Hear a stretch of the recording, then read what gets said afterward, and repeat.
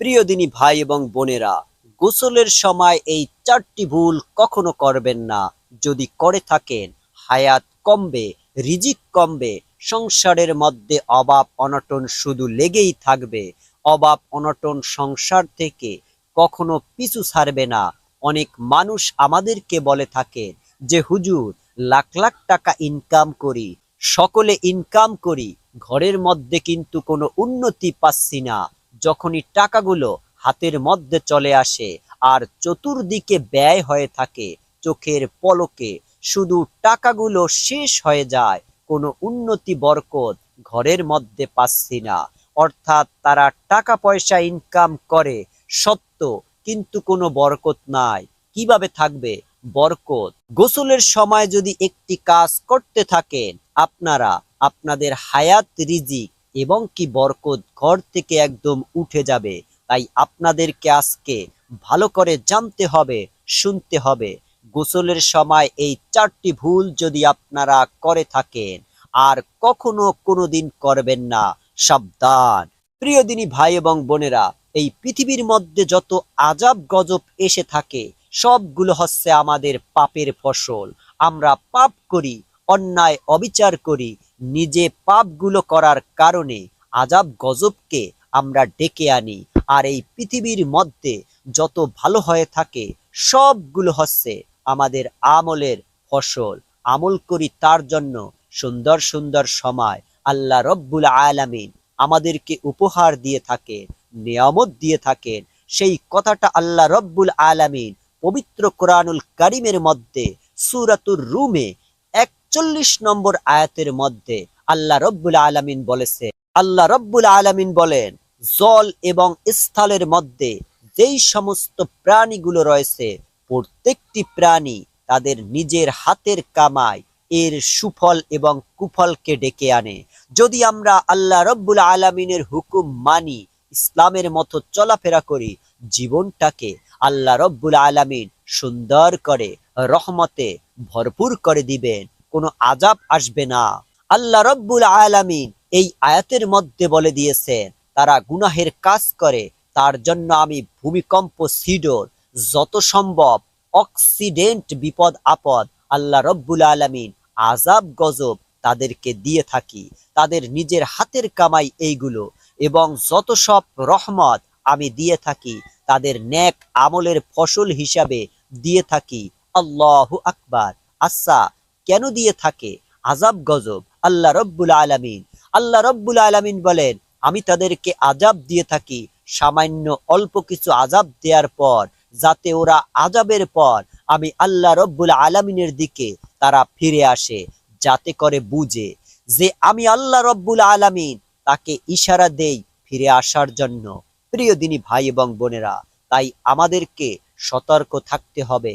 গোসলের সময় এই চারটি কাজ কখনোই করবেন না। করবেন আর বিপদ চলে আসবে, কপালটা পুড়ে যাবে। ১ নম্বরে, ফরজ গোসল ইচ্ছাকৃতভাবে কখনো দেরি করে করবেন না। ফরজ গোসল ইচ্ছাকৃতভাবে দেরিতে করবেন না।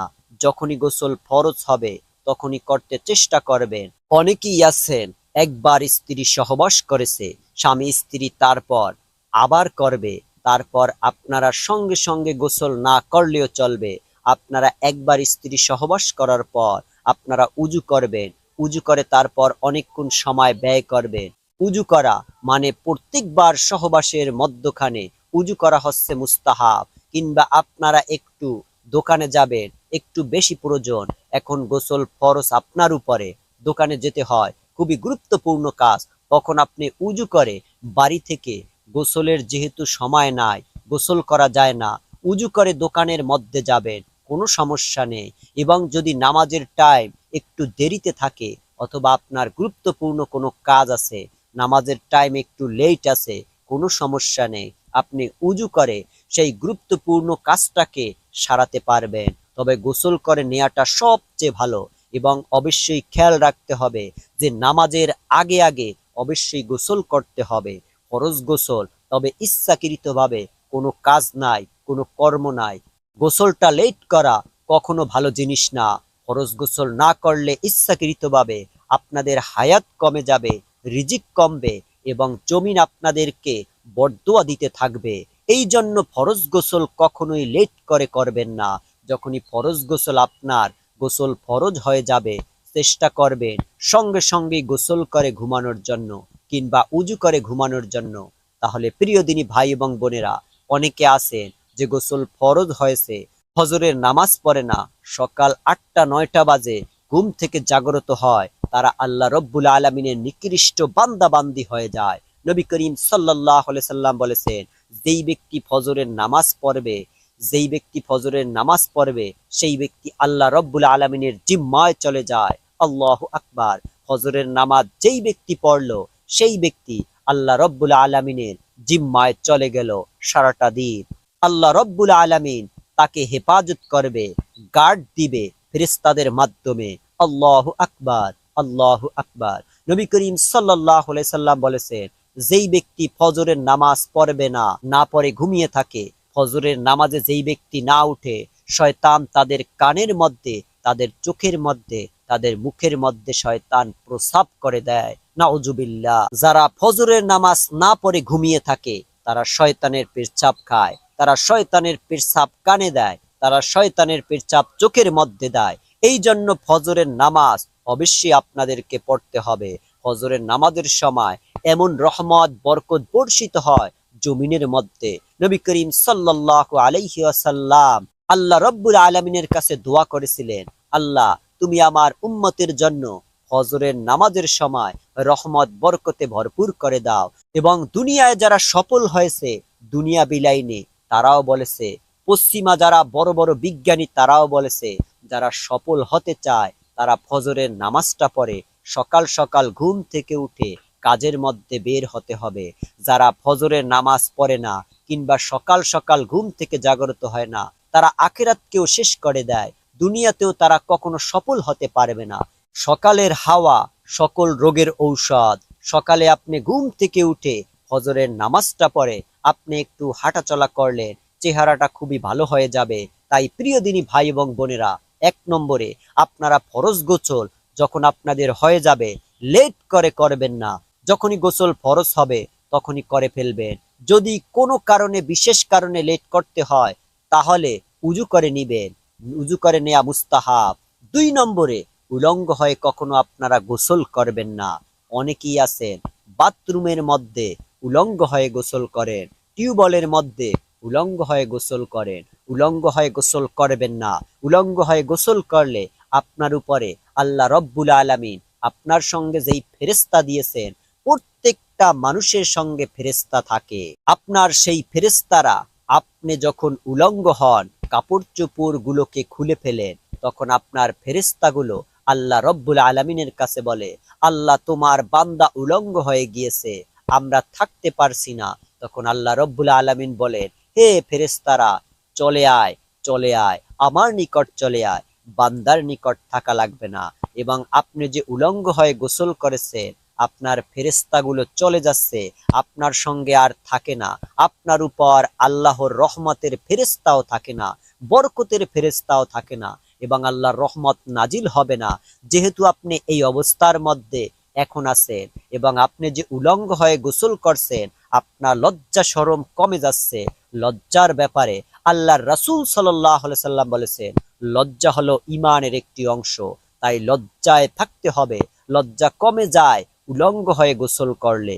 উলঙ্গ হয়ে গোসল করলে অনেক ক্ষতি হয়ে যায়। শয়তান আপনার লজ্জা স্থান নিয়ে খেলাবেলা করে এবং আপনাকে ওয়াসওয়াসা বেশি দেয়। খারাপ জিন আপনার দিকে তাকায় এবং আপনাকে আক্রমণ করা সহজ হয়ে যায়। এই জন্য প্রিয় দিনী ভাই এবং বোনেরা, উলঙ্গ হয়ে কখনো গোসলখানার মধ্যে গোসল করবেন না। আপনাদের রিজিক কমে যাবে, বরকত কমে যাবে, সংসারের মধ্যে অভাব আসবে, সংসারের মধ্যে অশান্তি আসবে। এই জন্য উলঙ্গ হয়ে গোসল করবেন না। ৩ নম্বর, ফরজ গোসলের ব্যাপারে সতর্ক থাকতে হবে। অনেকে আছেন ফরজ গোসল করে কিন্তু ফরজ গোসল হয় না। গোসলের মধ্যে কয়টা ফরজ আছে এটাই তো জানে না, সে কিভাবে গোসল ফরজ করে। গোসল করবে, গোসল করেও সে অপবিত্র থাকে, উজু করেও সে অপবিত্র থাকে, অপবিত্র শরীর নিয়ে থাকে। আর ফেরেশতারা জমিনটার উপর বরদোয়া দিতে থাকে। যেই ব্যক্তি নামাজ পড়লে নামাজ হয় না, উজু করলে উজু হয় না, সেই ব্যক্তির কোনো ইবাদত কবুল হবে না। ফরজ গোসল যদি সঠিকভাবে না করেন, তাহলে আপনাদেরকে জানতে হবে ফরজ গোসল কিভাবে করে। এবারে আপনাকে সর্বপ্রথম জানাবো গোসলের ফরজ কয়টি। গোসলের ফরজ 3টি। সর্বপ্রথম ভালোভাবে কুলি করা। আপনি যদি রোজা না থাকেন, তাহলে খুবই সুন্দর করে গড়গড়া সহকারে আপনাকে গলার নরম জায়গা পর্যন্ত পানি পৌঁছাতে হবে, সুন্দর করে কুলি করতে হবে। 2 নম্বরে নাকি পানি দিতে হবে, নাকের নরম জায়গা পর্যন্ত পানি পৌঁছাতে হবে। যদি রোজা না থাকেন, রোজা অবস্থায় হালকা একটু পানি দিলেই চলবে।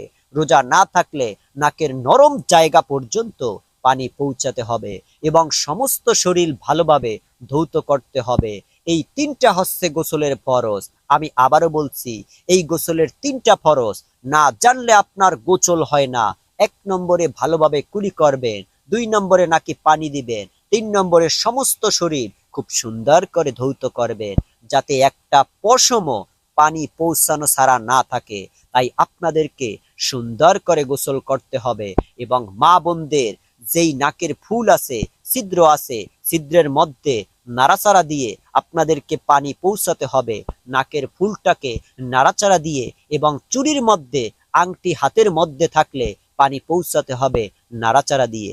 এবং ফরজ গোসলের নিয়ম হলো, সর্বপ্রথম আপনাকে 2 হাত সুন্দর করে ধৌত করতে হবে। ধৌত করার পর আপনার শরীরের মধ্যে যেই জায়গাগুলোর মধ্যে নাপাক লেগে আছে, আপনার পায়ে, রানে, লজ্জাস্থানে, সেই নাপাকিগুলো আগে ধৌত করে ফেলবেন। একদম সুন্দর করে ধৌত করার পর নামাজের সিস্টেমের মতো আপনি উজু করবেন। উজু করার পর আপনি গোসল করবেন ইনশাআল্লাহ। প্রিয় দিনী ভাই এবং বোনেরা, গোসল যদি আপনার বাকি থাকে, পবিত্রতা বাকি থাকে, পবিত্র না হয়, তাহলে আপনার ইবাদত কবুল হবে না। এই জন্য আমি এতটুকু কথা বললাম গোসলের ব্যাপারে। তাই ফরজ গোসলের ব্যাপারে আপনাদেরকে সতর্ক থাকতে হবে। এই ফরজ গোসলের ব্যাপারে যদি আপনারা অবহেলা করেন, এটা ঠিক মতো পবিত্র না হয়, তাহলে কিন্তু আপনাদের উপর আল্লাহর গজব নাজিল হবে এবং জমিন বদদোয়া দিবে, হায়াত রিজিক কমে যাবে। প্রিয় দিনী ভাই ও বোনেরা, 4 নম্বরে গোসলখানায় কখনো আপনারা প্রস্রাব করবেন না। অনেকেই আছেন গোসলখানার মধ্যে প্রস্রাব করেন। এই অভ্যাসটা খুবই মারাত্মক অভ্যাস।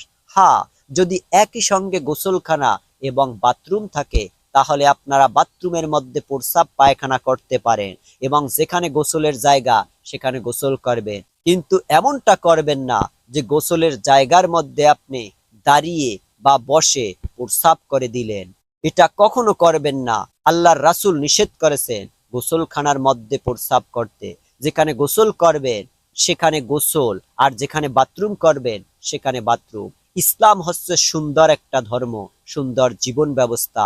কারণ আপনি গোসলখানার মধ্যে প্রস্রাব করলে আপনার মনের অজান্তে কাপড়ের মধ্যে কিংবা আপনার পায়ের মধ্যে নাপাকি লেগে থাকতে পারে, কিংবা আপনি চলে গেলেন গোসল করে প্রস্রাব করে, অন্য একটা ভাই কিংবা বোন আপনার ঘরে কেউ এসে পাড়া দিয়েছে গোসলখানার মধ্যে গোসল করার জন্য, নাপাকি লেগে গিয়েছে, আপনার কারণে সে নাপাক হয়ে গিয়েছে, আপনি গুনাহগার হয়ে যাবেন। প্রিয় দিনী ভাই এবং বোনেরা, তাই গোসলখানার মধ্যে কখনো আপনারা প্রস্রাব করবেন না।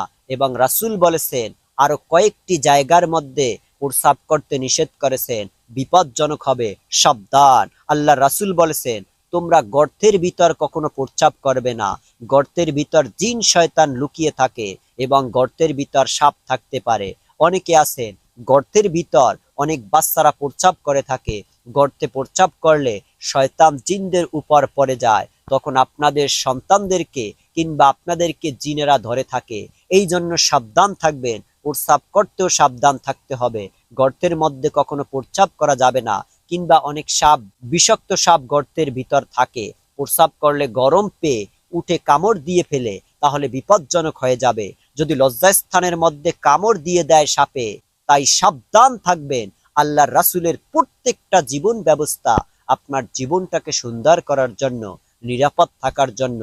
এবং আল্লাহর রাসূল বলেছেন কোনো ছায়া দেয়া বা ফল গাছের নিচে আপনারা প্রস্রাব করবেন না। আপনি ছায়াদার ফলদার গাছের নিচে, একটা গাছ ছায়া দেয়, রাস্তার পাশে আছে, সকলে গাছের নিচে এসে একটু বসে ছায়া খায়।